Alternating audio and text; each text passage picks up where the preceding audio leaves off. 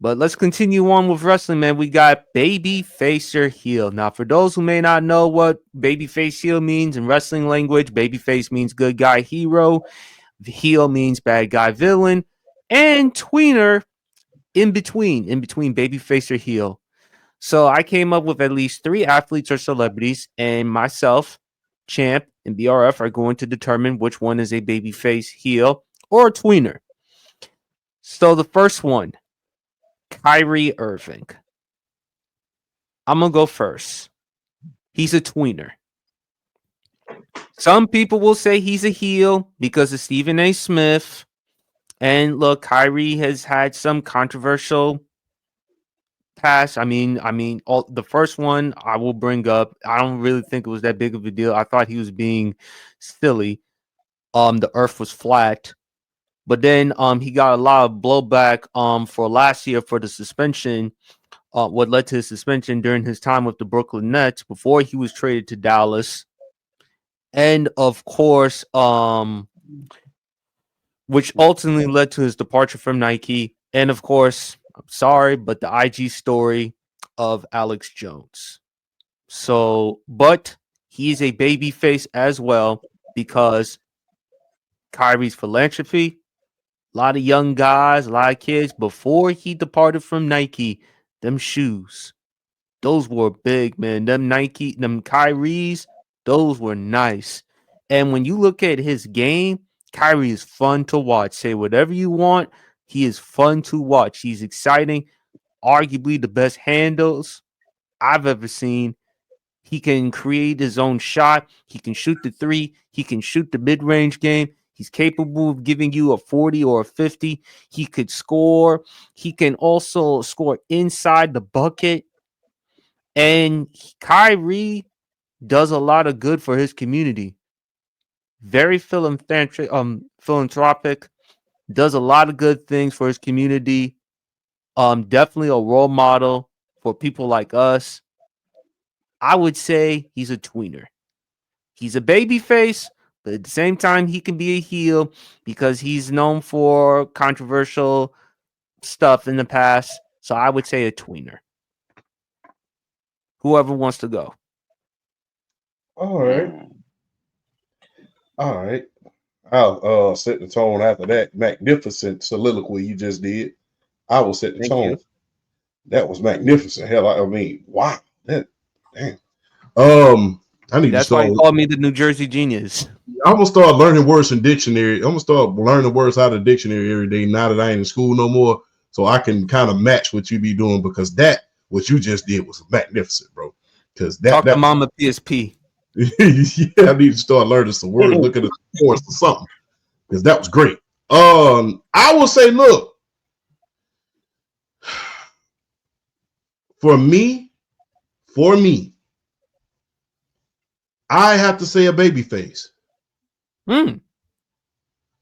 Because if you really, really look at it, of course, when you have problems with a big time teammate like a LeBron James, you know, there's a lot of controversy that comes your way. Hell, Shaq had issues with Kobe, but it never affected any of their legacy. I think a lot of things that Kyrie did, with the exception of maybe one, I will say, the Twitter post, was kind of blown out of proportion. Because when you think about certain things that he did, outside of that, I will say, was he right about it? They made a big deal about him not, wanting to get certain medications. Now, a lot of people who objected to getting them, now they're getting back paid in the state of New York by the thousands. So was he right? Not to mention, Champ, and I'm glad you mentioned about to validate Kyrie, the vaccine. Yeah, Because when that's what I was Kyrie talking goes about. down, but Yeah, but here's the thing. Even though I disagreed with him not getting the vaccine, unlike Aaron Rodgers, he didn't lie. yeah, he didn't lie. And people can get onto whoever about that. But the thing is, that's why I was kind of trying to avoid the vaccine talk because people might say it's political. So that's why I just said medication. No. I mean, we keep it real. Listen, we keep So it real. you know me, I'm politically correct. but a little bit too much at times. But yeah, he didn't lie about that. And like I said, was he right?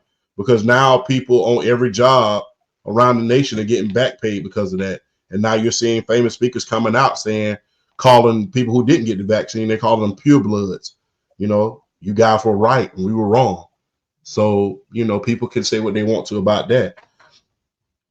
What I admire about Kyrie, he's not afraid to speak his mind. Like I said, the only thing I had against Kyrie was when he posted that video from there. But to one person's point, and I never say this guy's name ever in my life, he did make a legitimate point when he said Kyrie didn't make the video that he posted. Why is it still on Amazon? Why was it even still on Amazon? And if it had not been present, he wouldn't even have an opportunity to post it. And granted, he did go on an apology tour. He did meet with certain leaders in order to atone for it and things like that. He did meet up with a lot of great leaders in order to atone for that. That's the only really thing I could really say that Kyrie did, that it was just like, okay, it rubbed you the wrong way, but he atoned for it. And the thing is this, he does a lot of philanthropy work, like you said. He has done, like I said, a lot of stuff in the media got blown out of proportion. And like I said, from the COVID vaccines, and come to find out he was right about his assessment of it, because people are coming out and apologized about it. People in the state of New York are getting back paid because of it and things of that nature. He was right about the vaccines. And like I said, just because I disagree doesn't mean he wasn't right about it. You can, hey, when you look at let me put it this way. When you stand upside down, when I'm standing across from you, PSP or UBRL, and I'm standing in front of a number, let's say the number 6. From my end, it may be a 9. From your end, it may be a 6. Doesn't mean that both of us are no, doesn't mean that any of us are wrong. Like I said, standing in front of a 9 while it's on the ground may look like a 9 to me. From where you're standing, it may look like a 6 to you. We can disagree and still be on the same accord. With Kyrie, I think a lot of times that we miss that. But like I said, the only thing that I really think that Kyrie did was just egregious was the fact that, you know, the video post online. Other than that, people say, well, you know, he didn't stay in Boston like he said. A hell of a lot of other players didn't stay in Boston like they said they was going to stay. You know, he wanted to join his friend Kevin Durant and go to another one. And like I said, hey, I don't want to hear nothing else about loyalty to teams after what y'all did to Luka. Granted, you traded him to my Los Angeles Lakers, but guess what? He never asked to be traded or anything of that nature. And you traded him without warning, without shopping him around or anything. So I don't ever want to hear NBA fans or NBA front offices talk about loyalty because of what they did to Luka. So him asking to be traded, I don't blame him. Him not taking the COVID vaccines, although I disagreed, come to find out he was right, I don't blame him. Him having problems with LeBron, everybody has problems with teammates. Hell, if you really look at it, a lot of the teammates are coming out about Michael Jordan. They didn't really like Michael Jordan. Look at the No Bull tour with Horace Grant, with Luke Longley. Yeah. So you, just because you have problems with teammates and you disagree with the masses doesn't make you this mythical bad guy figure. I disagree with you. So what? Just because my opinion does not agree with the masses does not make me wrong. And that's the thing about Kyrie. A lot of it in the media, with the exception, like I said, of that one thing about the video post. I did not agree with that at all. But a lot of the other stuff really blown out of proportion. From them saying, well, he needs to retire and stuff like that. Then look what happened. He took Luka and he helped Luka and the Dallas Mavericks go to the NBA Finals last year. So the guy is a great basketball player. He's religious. He does. When last time you see him get in trouble off the court? None. Say what you want about Kyrie Irving as far as with his beliefs or politics, but last time I checked, Kyrie Irving, no legal issues, no domestic violence, none of that stuff. And Champ, you also brought up Boston. Was he wrong for saying that Boston is known for racism? I'm sorry, but it's the truth. I mean, look, if you want to look, I don't like to bring this up, but I'm gonna just we gonna bring it up. We gonna roll with it. Look, the Look, greatest player, even Bill Russell told you. yeah, the greatest crime in Boston history is when somebody broke into Bill Russell's house and took a poop on his bed while he was winning championships with one of the greatest dynasties, if not the greatest dynasties in NBA history. So if they treat one of their all-time greatest players like that, I mean, hey, that just goes to show you how it was. And guess what? A lot of other players have come out and said the same thing about Boston. And it's of no secret how, certain dynamics in Boston, it just like it, hey, and people can call Kyrie woke or whatever. I believe that phrase is pretty much overused at a certain point because it seems like the minute where the masses are, this makes me uncomfortable, they want to holler woke. But I digress. You can say woke, you can say whatever you would like. But when somebody's doing all the right things on the court, with the exception of that video that he posted on Twitter, guess what? Just because I don't agree with you does not make you wrong.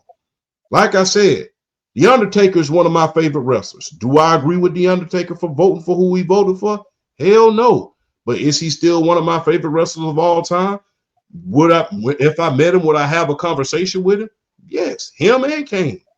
Just because we don't agree does not mean we have to be enemies. Just because I will say that again for the audience out there. Just because we don't agree does not mean we have to be enemies. Agree to disagree. Every person who you fight is not your enemy, and every person who gives something to you is not, and every person who agrees with you is not your friend. If anything, look out for the damn yes man who always, yeah. That's some blank you got to worry about stab you in the stomach later on. Just being real. So we can disagree. You can disagree and still be friends. And let that be a lesson to everybody. But for Kyrie, I got to put him as a babyface. Like I said, a lot of stuff that he did, well, like I said, with the exception of that one thing with the little Twitter post, with the video from Amazon, I strongly disagree with that. A lot of the stuff with Kyrie got blown out of proportion by the media, especially with Stephen A. Smith. So guess what? Oh yeah. I cannot put him in a heel category because one picklehead want to sit around here and blow something out of proportion. I can't put him as a heel because guess what? Everybody has disagreements with their teammates. Everybody's going to have different political opinions, and everybody's going to have different ways of looking at things. And just because my opinion differs from the masses does not mean that I should be held up as a darn villain. I'm not a villain just because I disagree with you. It seems like when I'm on the side of the masses, then all of a sudden I'm the hero. But when I don't agree with the masses, then all of a sudden I'm this woke, overpaid basketball player. So I'll let you do with that what you will. That's just food for thought. I'll let you do the dishes and put it in the dishwasher for the night. Well said, undisputed world champ, BRF. Champ makes really great points as far as why he feel like he's a babyface. I am for this going to agree with PSP on this. I do think it's a tweener because it's not just over his career, it's not necessarily just like it's not just the Alex Jones video. It's not just that. Like some of the things he's done professionally, like him, like I understand why he wanted to leave Cleveland to get out from Braun Shadow. I get that, and going to Boston, but then it's like you know what I'm saying. You get hurt your first year at Boston. They go to the Eastern Conference Finals, and then you come back. You're healthy, and then Milwaukee lays you down. And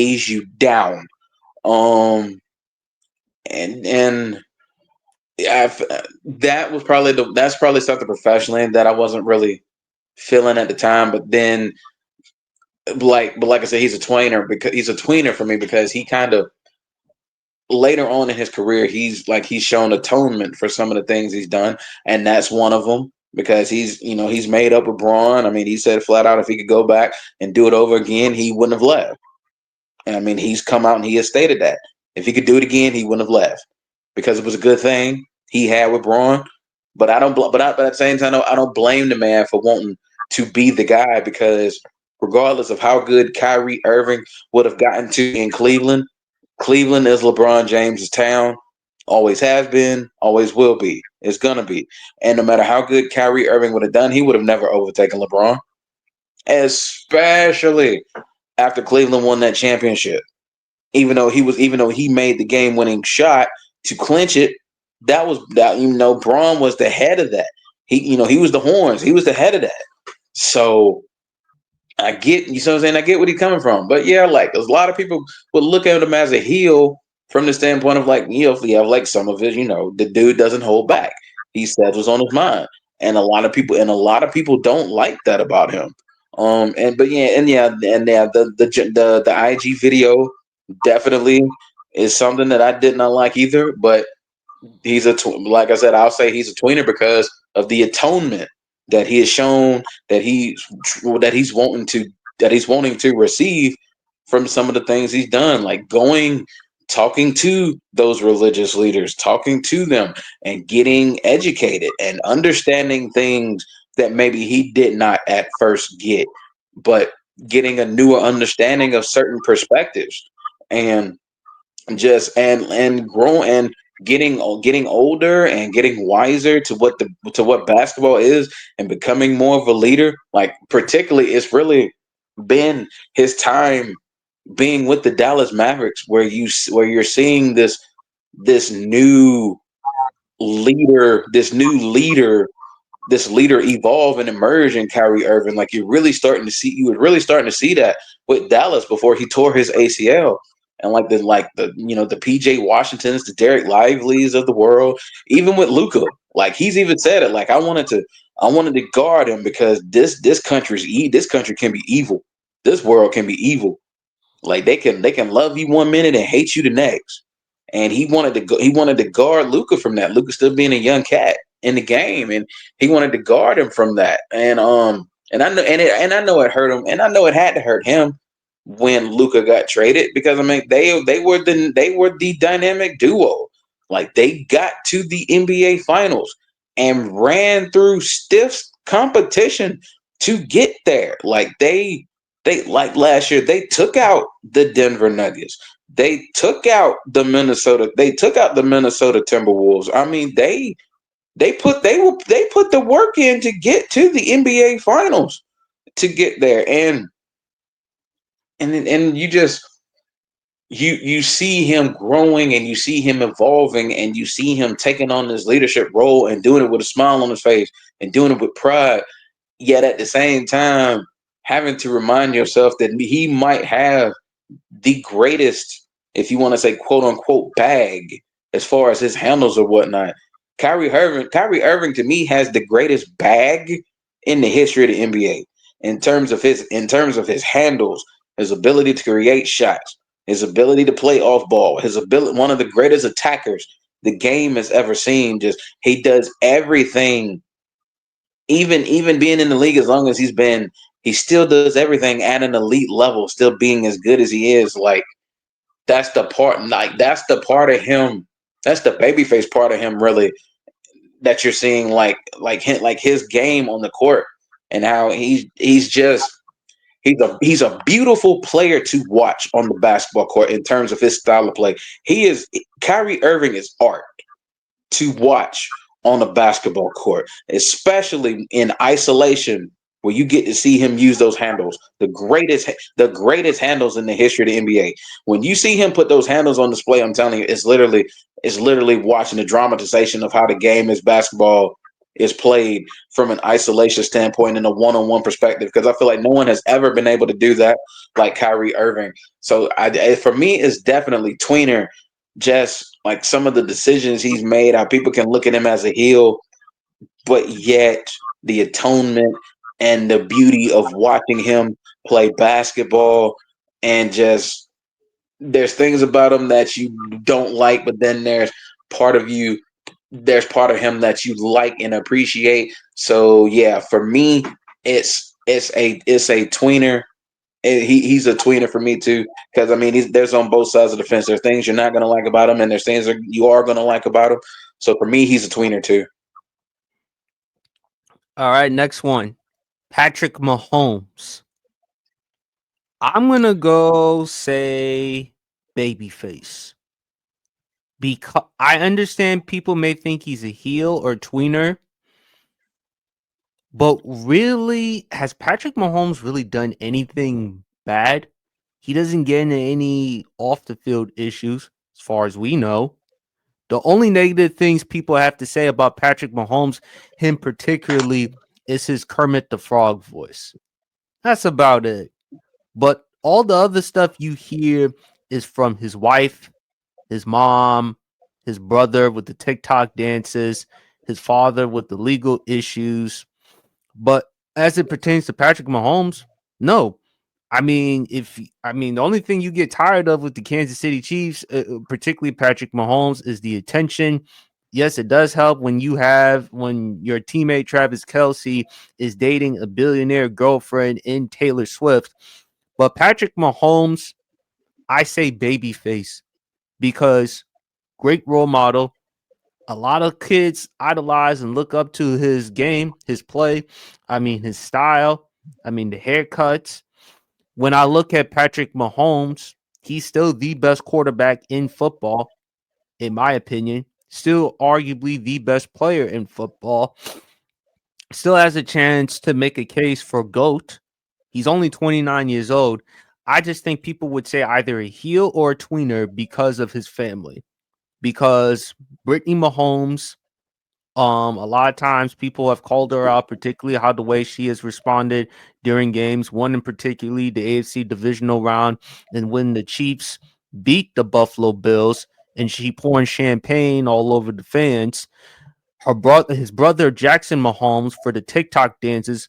One in particularly the football game against Washington at Washington, in which before the game Washington commemorated the late great Sean Taylor, and then Jackson Mahomes was doing the TikTok dance with DJ Drama's song "Ain't No Way Around It" with Future singing in the hook. Now, ultimately, Jackson Mahomes did apologize and took down the video. They look at Patrick Mahomes Sr. with all the legal issues that he's had. They look at Randy Mahomes, who is a Trump supporter. But at the same time, I don't look at that and say that's on Patrick Mahomes. He can't be responsible for what the family does. In the end, he's responsible for what he does. And when I look at him, doesn't get into any off the field issues, despite all despite all the things that they may say about his family. I kind of look at it how the same way he's handling it with Steph Curry. Because let's not forget, BRF champ. Remember, Aisha Curry was on the Red Table Talk with Jada Pinkett, and I Mm-hmm. didn't like it. I did not like it because, first of all, I've told you before, I'm tired of Jada Pinkett Smith. I ain't got to say any further. And why would you waste your time going on that Red Table Talk? And if you're Steph Curry, it does feel kind of bad that your wife has to go out there and reveal stuff in front of the public that we really don't need to hear. So when I look at Patrick Mahomes, you feel sorry.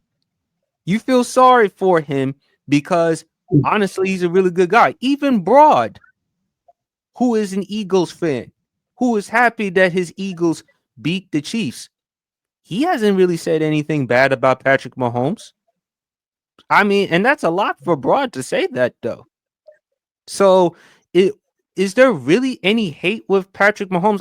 Like I said, he gets made fun of for having the Kermit the Frog voice, the Chiefs with the refs, the preferential treatment. But at the same time, is it really because of him, or is it really because of the circumstances or the people around him? So in a way, I kind of look at it and I say babyface. And when you look at and the example I brought up, look at Steph Curry. Look at his family. With his parents, they had some issues at one point, which led to a divorce. And Lord, Aisha Curry being on that Red Table talk about drama and toxic. I mean, what better way than to go on the Red Table talk if you're anybody? But I say Babyface. Whoever wants to go. Mm.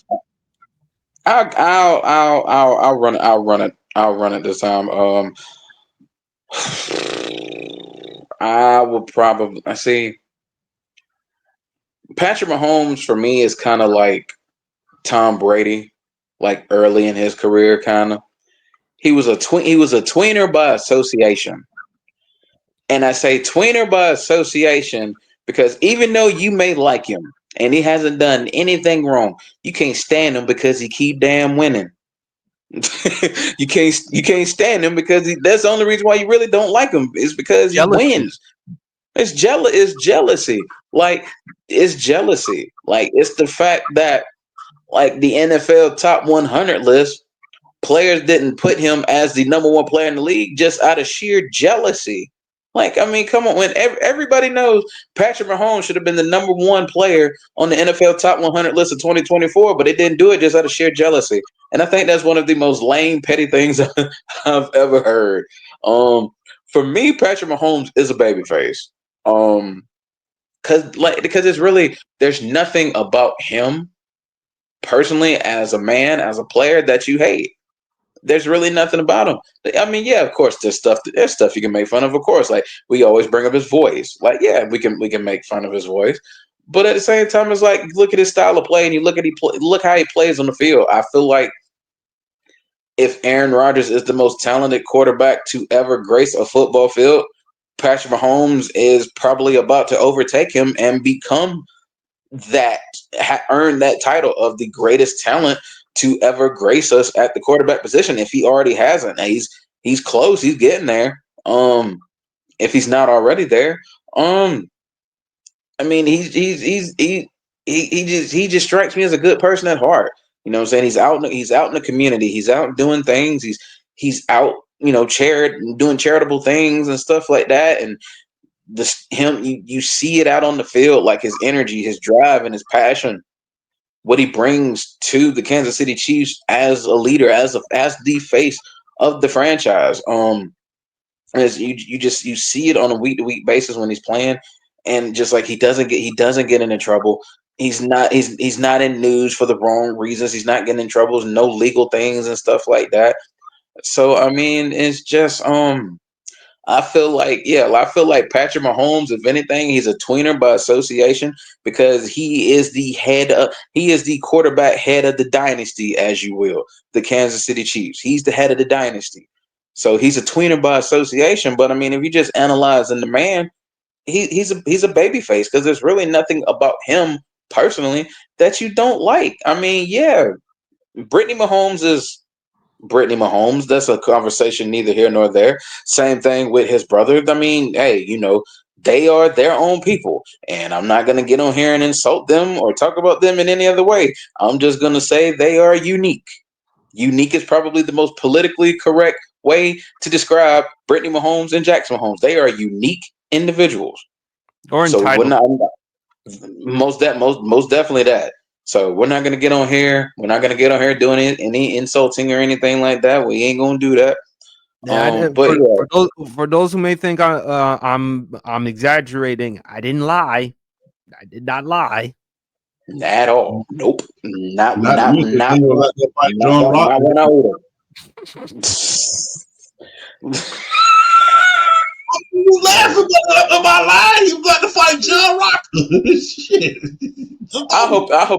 Let me tell you something. I ain't gonna lie. I hope he knock a couple of teeth out of John Rocker mouth. I ain't even gonna lie because I lost all respect for John Rocker, the '99 World Series when he said what he said about the city of New York and the people that live in New York. I lost all respect for that man because I knew what type of person he was. After that stuff came out of his mouth, I'm like, yep, I know who you are. Yep, you are the closer of my team. I want you to help my team win the championship. But the first chance they get, I want them to put you the hell out.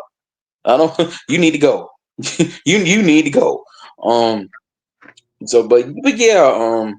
Patrick Mahomes, like, there's nothing about Patrick Mahomes that really you can dislike about him personally. So yeah, he's a tweener by association, family, and team. But the man personally, he's a babyface. Champ. Heel. He's a heel. And we just gonna put it basically in sports context. We're gonna keep it basically in sports. I think that for this conversation, I need to go into the wrestling lane in order to preface what I'm about to say. You remember when CM Punk, John Cena, ironically, and the promo went a little something like this. There was a point where you was an underdog and everybody cheered you. Now you have become the very thing that you despise. You have gone from being the Boston Red Sox to being the New York Yankees. And that pretty much sums it up why I say he's a heel. You hate him because he wins. You can't it's kind of like the great Bill Goldberg said when he was in WCW. Everybody who's been put in front of me, I've destroyed. So with him winning like that, you can't help but to hate him. He gets all the superstar calls. His team is high on the echelon and has brought casual fans in. You can't help but to hate the fact that we cannot beat this dude. We can't beat him. When he first got into the league and when he first won his first Super Bowl, it was a lovable story. Lovable story. Oh, man, the Kansas City Chiefs hasn't won in over 40 years. They won the last Super Bowl that was between the AFL and the NFL because they beat the high-powered Minnesota Vikings. They went through so many years of misery. Now they finally won one. Then he got two. Then he got three. Then you start hearing them GOAT talks. And when you look, and let me break something down to you. When you start hearing them GOAT talks, it started getting a hell of a lot more controversial because it starts messing with people's nostalgia. Because, when you start messing with people's nostalgia, you automatically become a villain. Let's just keep it real. When people start saying Call of Duty is better than Mario, you start messing with people's nostalgia. And that's when everything just gets very, very interesting at a certain point. But the thing is, we hate Patrick Mahomes because he wins. Everybody loves a winner until they win more than we do. I'm going to say that again. The general public, everybody loves a winner until they win more than we do. Not to mention the glamour part of the Kansas City Chiefs. You're this Hollywood team. You're not just, Kansas City loyalist anymore. You're a Hollywood team now. Ice Spice is at your games. Taylor Swift is at your games. A little bit of everybody's at your games. Caitlin Clark. Yeah, Caitlin Clark is at your games. So now you got that Hollywood element in there. People are saying now that you are a flopper because you tried to draw a foul in one of the playoff games that you had. So, yeah, you are a heel based upon football and football alone. We hate to see you win. You are in a more kinder, gentler era when it comes to football than a lot of other quarterbacks who had dynasties. When you think about the Troy Aikman, Mr. Tom Brady's, the Joe Montanas, even the Otto Grahams, they were in the hard-nosed eras. And when they think about this era, they think about a more kinder, gentler, and I quote, mode of football at this point. So people are going to have their reservations about that, sort of like NBA savants have that love-hate relationship with LeBron. So when you factor all of the sports thing and just the sports alone, he has to be a heel. He wins. He's on a superstar team. He gets all the superstar calls. Some of the rule changes that are going along are because, him and his team. And like I said, everybody loves the underdog story. Everybody loves the underdog until you're the big dog. Everybody loves the underdog. They don't expect nothing from you. Oh, man, you won. Clap for them. Then you start winning a little bit too much for folks' comfort. Hell, we see that in our neighborhoods every damn day. Somebody get a new car. Oh man, good job. Yeah, everybody say that at first, but let that same dude or same woman come back with a Porsche, and you don't see him again for a while. You think you too good now that you got your Porsche. Yeah. Sports mimic real life. When people win too much for somebody's comfort, then we try to find stuff that's wrong with them. It's just like, it's kind of like when you're in a relationship, and it's kind of like when you're in a relationship, and it's that girl who always trying to find something to argue about. You know what I'm saying? Relationship going too good. Then one day she just come in the house. Every time I come in here, you got the microwave on high. And then she walk out the room like, what the hell? Like, really? So, yeah, based on sports, he is a heel. He wins. There's a little bit of LeBron James-esque in his game where, you know, he's going to try to draw the foul. He's in a more kinder, gentler football league than his predecessors as far as being a part of a dynasty. You have the celebrity factor. And, you know, like it or not, you're guilty by association. Like it or not, you're guilty by association. You can never do one thing wrong. You can never do one thing wrong, but because of everybody around you then did something that the public doesn't necessarily agree with, you're guilty by association, especially when they're your family. It's kind of like it's kind of like, hypothetically speaking, if one of us had a family full of thieves, we could be a lawyer. But because they're around us a little bit all the time, they'll say, I bet that lawyer's a thief. So that's how it goes. You're guilty by association at a certain point. Yeah. And like I said, you are a reflection of the people who you are around. If a whole bunch of people around you are annoying and, you know, very, very childish and very, very, you know, just, you know, rubs people the wrong way, eventually they point those fingers back at you. And the reflections about the people around you are reflected in the public, and they face those feelings towards you. Like I said, you can never have done a thing in your life wrong, but because the people around you who just so happen to be your family, especially your brother, your wife, your mother-in-law, and your dad, if we have people like that around, everybody has those people around them that are not necessarily media friendly. But because you're around them all the time, it's just like, okay, there's a little bit of the hatred that I have for them is not directed towards you, because you can't necessarily disassociate yourself with them. These are my family members. I can't. So I have plus, champ. Not only that, though, if it's coming from the family, people are gonna assume it's coming from you. Exactly. And that hatred that people have is gonna eventually feed into you. It's kind of like, let's just hypothetically speaking, after the show blows up, all of us on TV, and let's say one of my cousins say something about whoever in the media who competes with the show. People are going to automatically think, oh yeah, Stefan's family said that. He must have said it. Stefan's my real name, by the way. I'm just saying. I had to use that as an example. But people are going to say Stefan's cousin said that. That's how he must feel, especially if you don't come out and refute it. So, yeah, there's a lot of family hate, and a lot of that family hate is reflected, you know, and put on him. Fair or unfair, it's going to be out there. It's kind of like I said, it's kind of like when Ayesha Curry said the NBA was rigged. He was already on a hated team as it is because Kevin Durant joined the team. Remember, Steph Curry didn't do anything but what he was supposed to. Go out, win MVPs, win championships, go to the final. He did everything he was supposed to. But because he was on a very controversial team, they labeled him as a heel. That's exactly what they did. That's exactly what Patrick Mahomes is going through now.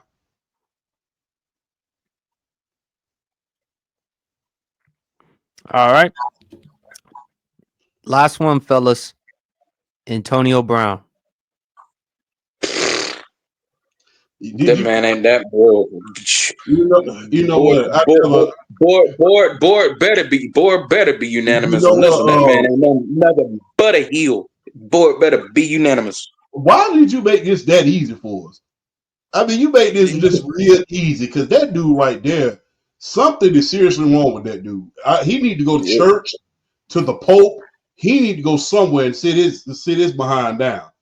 Some people, even though you can say heel and rightfully so, some people don't be surprised if people say he a tweener because people do kind of like AB for his antics.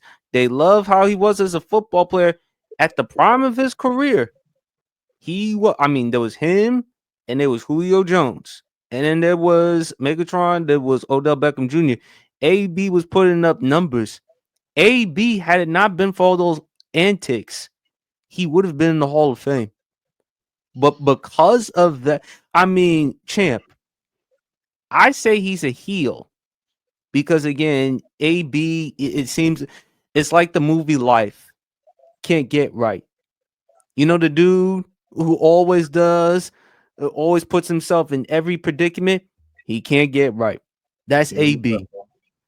And when I and look, champ, do you know how he has made Ben Roethlisberger look good? And we know Ben and his off the field problems. Yeah, So I to mean that make happened right in Georgia, right in my home state. So I understand that. Happened to 40. I live in Madison. Milledgeville is like 45 minutes away. Yeah, that's this look, Antonio Brown. He's going to go down in history as the Mark Gastineau of this generation. A guy who had all of the talent, a guy who had all of the credentials, could have won multiple Super Bowls, was on pace to pass the great Jerry Rice. He was on that type of pace. And if you really want me to be honest, look, Julio was that guy. And I'm always going to be a homer in saying that, hey, Julio was that guy. But when you really look at them touchdowns, AB was a surefire touchdown guy. But he's going to go down as the Mark Gastineau of this generation because of his attitude, because of all of the bull stuff that he did when he was not only, in the league, but also off the field, not to mention what he did to Tom. he invited Tom Brady, even invited him to live with him. Even invited. Not even that. Even got the great Tony Robbins to even help him out. Yes. Brought you in, gave you a place to stay, say, hey, man, you can stay with me for a while or what have you, brought you to a team when really nobody was really messing with you at that point because you had already crossed two of the flagship franchises in the league. You was in Pittsburgh acting a darn fool. Then you went to Oakland acting a darn fool, calling folks names that we won't even mention on this show because it's so derogatory, and they got you up out of there. The only thing you had to do to get $31 million to stay on that roster for 2 weeks, and you still couldn't stay on there. You would have stayed on that roster for 2 weeks, you would have had $31 million. It wouldn't have mattered. Then you leave the video. I'm sorry, Chip. Did you see the video when he got cut by Oakland? Yeah. I'm free. I'm free. Yeah. And then Tom Brady give you a chance not once, but twice. He brought you, him and Bill Belichick brought you to New England. That didn't work because you was off the field acting a darn fool. Then, okay, I'm not with Bill Belichick no more. We bring you to Tampa Bay. Get you a Super Bowl. Not only that, Tom Brady cared about the guy so much that he made sure not only his guy Grump was force-fed in order to get his bonus, and he force-fed Antonio Brown so he could get his bonus. Man, and he asked him on the sideline, hey, man, hey, what you need for that bonus? I need about 2 more catches. All right, let me give them to you. So And not to mention, look, you cross great people, and now you may have very well cost yourself the Hall of Fame. And I don't ever want to hear anybody compare Antonio Brown to T.O.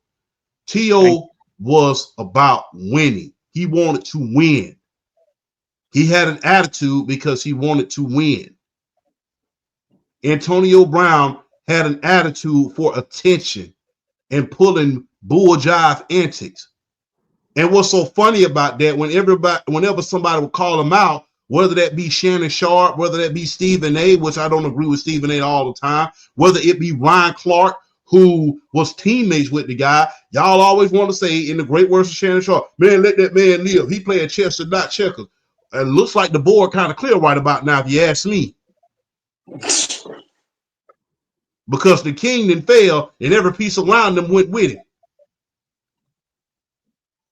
I will say he has to wholeheartedly be a heel. And like I said, he's the Mark Gastineau of this generation because he's cost himself the Hall of Fame. Because, guys, these writers are never going to forget how he acted and the fact that he quit on his team, all the antics that he's doing off the team, using all kind of stupid little slurs on his little podcast he has. Having, some of the stuff he said about Caitlin Clark and really? We have actually, Cham, there's a lot more. Yeah.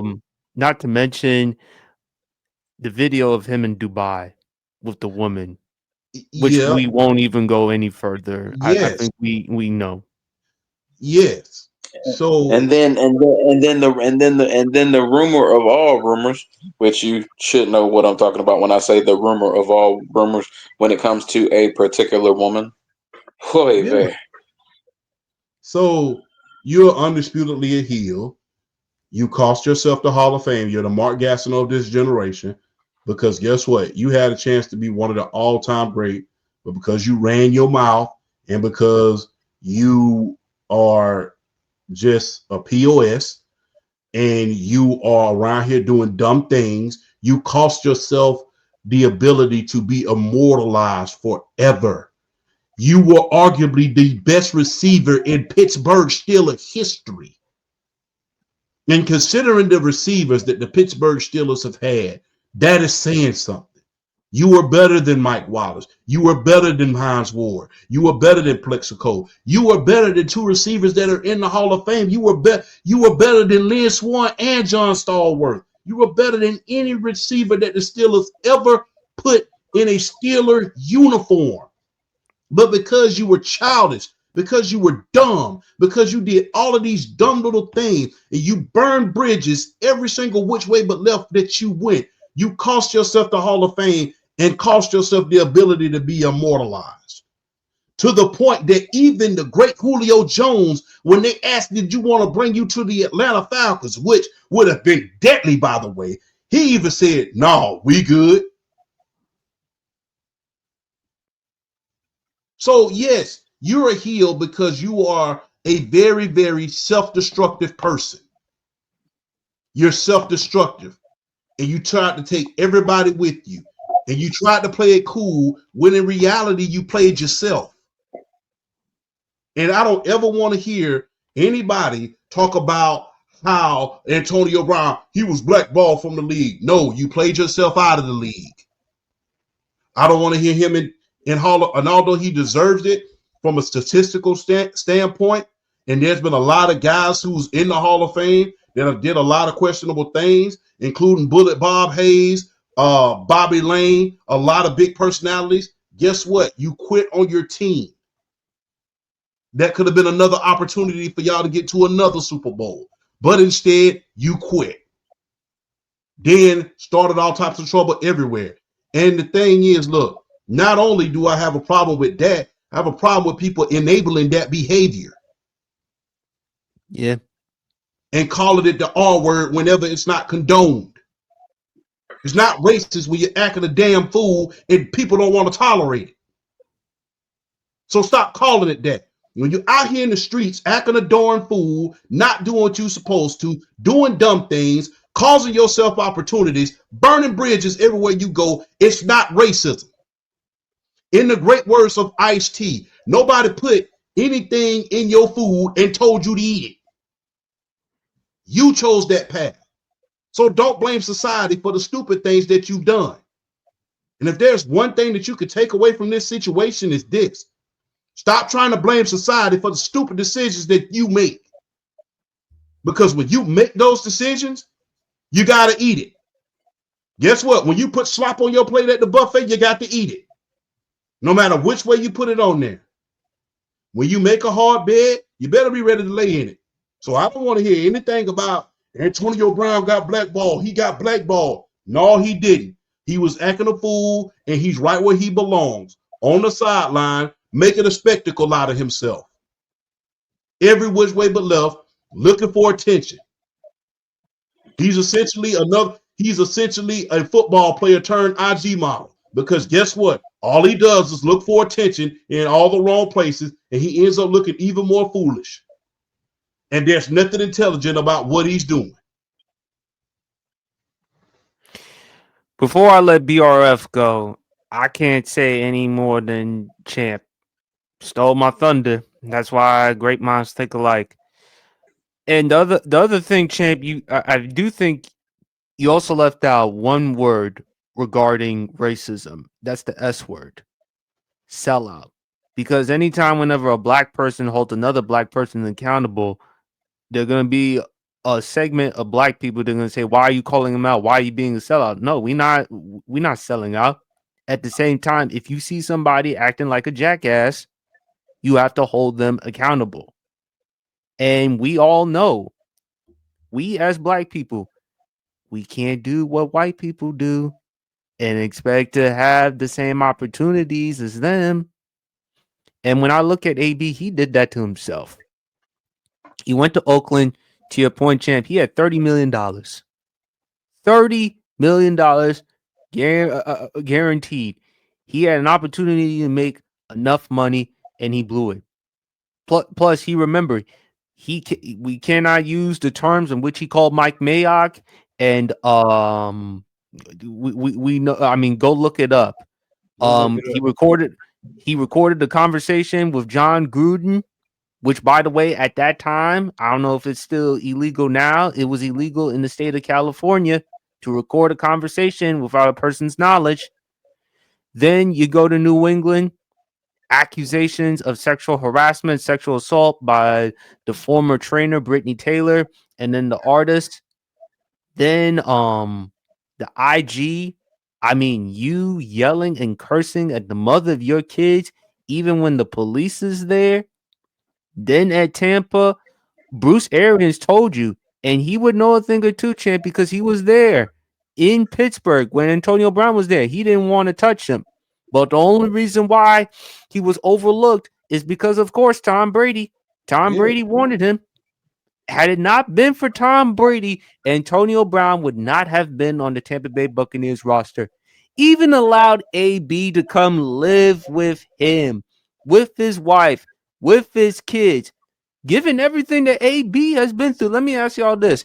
If you had someone living in your house, considering AB's track record, would y'all want him to come live in your house? Nah. Hell no. Hell, you can't. Hey, look here. Not only can you not stay in my house, you can't even pitch a tent outside of my backyard, partner. You better get a hotel or something. You better live somebody else's place. I could care less if you're in a Kenmore box or whatever kind of box you in. Like I said, you better stay off my property. So, hey, we teammates, but anybody that can that is a whole nother level of trust when somebody invites you to their home. I don't think people understand that. When you know when somebody rests their head, that's another level of trust. Hell, when you know the same city as somebody live in, that's a different type of trust that you have with your friends and your relatives and your associates.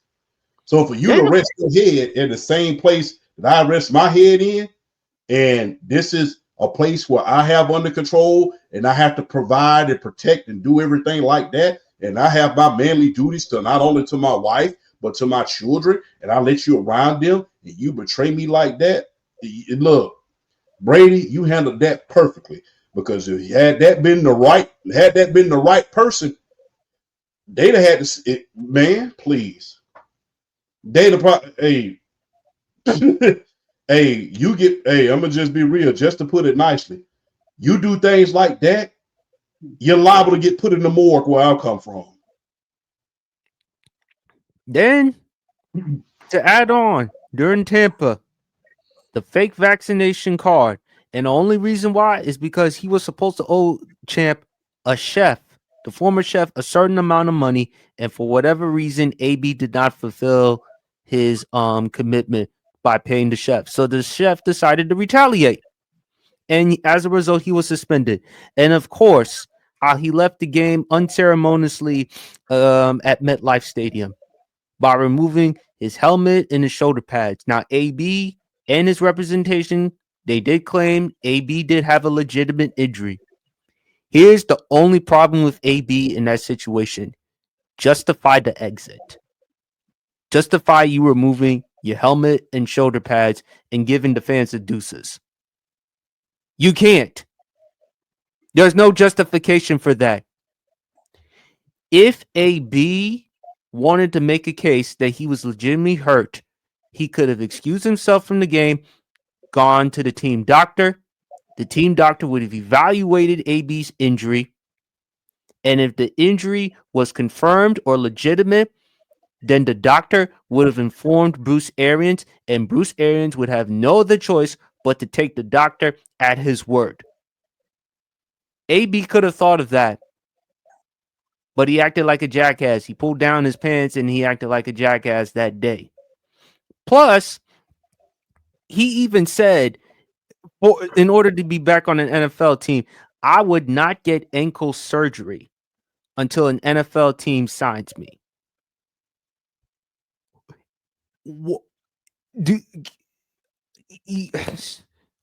Really? You really think some NFL team, anybody's gonna actually sign you? You're gonna not have ankle surgery? You said to yourself, I won't get ankle surgery unless an NFL team signs me. You're supposed to have the surgery to improve your life. At the end of the day, AB. And then to make matters worse, that photo he posted with him and Giselle after what Tom did for him. If that's not the lowest of the low, I don't know what is. There's a lot of lows, but after what Tom did for him and how you betrayed him and how you treated him, if that is not the ultimate sign of betrayal, I don't know what is. Tom handled it as well as he possibly could, but it's just another lesson. When you know someone who's got a trouble with risk, in the words of Stone Cold Steve Austin, DTA, don't trust anybody. Don't take that risk. Don't take that chance. So I agree with you, champ. He's a heel. BRF. Yeah, I don't think there's really no more I need to add to that. I mean, really, I think the man just never been the same since Vontaze Burfict hit him in that playoff game. Like, just keep it all the way 100. He ain't been the same. He ain't been the same since that hit, and it's unfortunate. But I mean, at some point, you have to look at them and see how they're acting, and you can't always hold. If something's wrong with you, you can't hold that accountable because at the end of the day, you're still thinking about doing this stuff. So we got to hold you accountable, and that's why Antonio Brown for me is a heel, just from the standpoint there's nothing about him that screams, "Oh, I want to meet him and talk to him one day." It's just not. It's just not. It's just not. There's nothing to really like this. I mean, let's keep it away all the way 100.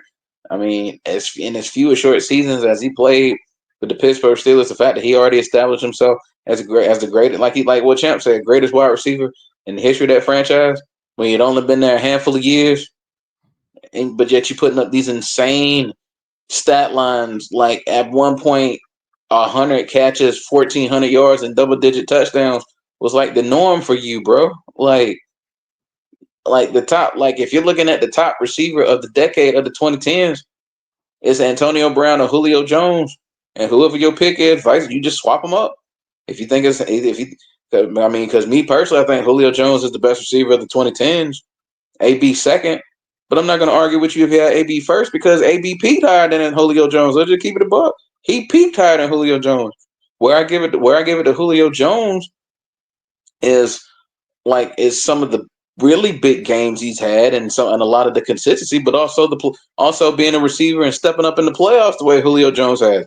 He's the only wide receiver with 2 conference championship games of at least 180 yards and multiple touchdowns. He's the only wide receiver to ever do that in NFC Conference Championship play. But Antonio Brown, when you look at the statistics, he peaked higher than Julio Jones.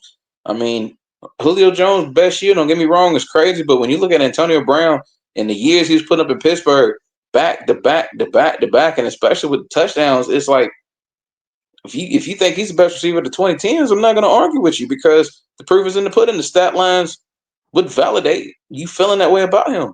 But just everything that he's done, PSP brought up the video in Oakland where he ran out the house screaming, "I'm free!" After he found out that the Oakland Raiders had traded him. When you look at a lot of the things he's doing now, the particular award show that he hosts on X, which we not gonna say the name of on this show because of just how suggestive that show is, and he just he he just presents himself in such a light that's just negative and just soul sucking and there's so many things about this man that you just look at him and be like, dude, go hide somewhere. I don't want to hear your voice. I don't want to see your face. Just go somewhere. Just do so much because because it's like you rather someone not know you're stupid than open your mouth and prove them right.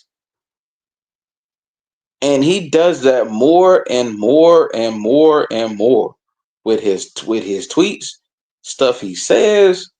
Just he is like the good Lord. How could I compare him in terms of a heel? I feel like at his peak, he's like an Edge kind of heel because it's just there's just nothing around the fact that you just can't stand him.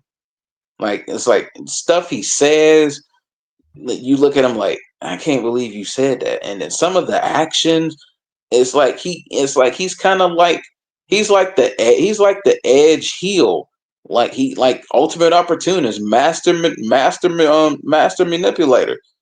Like I said, the ultimate opportunist. You might as well call him the rated R superstar. Some of the stuff that he done put up there, and he done said you might as well call him the rated R superstar. I mean, I'm just saying. So I mean, like, it's just it's safer to compare him to the Warrior. God rest his soul. It's safer to compare him to the Warrior because Ultimate Warrior wasn't well liked around his contemporaries. They said he was problematic to deal with. Even Jim Ross said on Dark Side of the Ring he was narcissistic. Yes, you see a guy that could have been an all-time great. You see a guy that could have been bigger than, let's say, Hogan, who could have been bigger than Stone Cold, who could have been bigger than a lot of the other guys in the locker room. At least in their tier, on their level, at least. Yes, and you see also and if you look at the Warriors' path and Antonio Brown's path, it's kind of like the same trajectory. They got They got a big push. They ruined it. And remember, Vince brought him back at WrestleMania. Not only did he bring him back at WrestleMania 8, WrestleMania 12. Brought him back at WrestleMania 12. He was darn near part of the Attitude Era but he failed to make appearances there and ruined it there. Not to mention, he went to WCW. Overstayed his welcome there. So if you really look at Antonio Brown as a heel, He's kind of like the Ultimate Warrior was. Hellified in the ring, hellified on the field as far as Antonio Brown is concerned. But when it comes to having those values, when it comes to having that being likable, when it comes to being one of those guys that was respected and loved, and what could have been had you applied yourself and had not been out here alienating the hell out of people, then you would have been considered one of the all-time greats.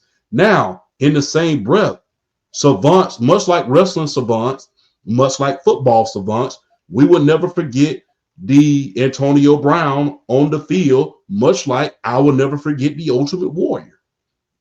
But when you think about the things that they did off of the field, when you think about things they did outside of their profession, the Ultimate Warrior yelling at the kid, the Ultimate Warrior out there not making dates, the Ultimate Warrior saying some of the little hateful speeches that he said that he was when he was in colleges.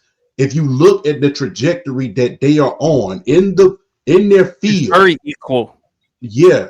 If you look at their field, if you look at their on the field, as far as in the wrestling ring, as far as popularity, the pop that they had, the good feelings that they created on the field. If you look at the good feelings that both of them created in their field, then guess what? You have greatness, lightning in a bottle, of somebody who you love to be around. But when you think about how they were as people at a certain point, it's just like you look at them like, hi, Lee, good God, I'm glad I didn't know you.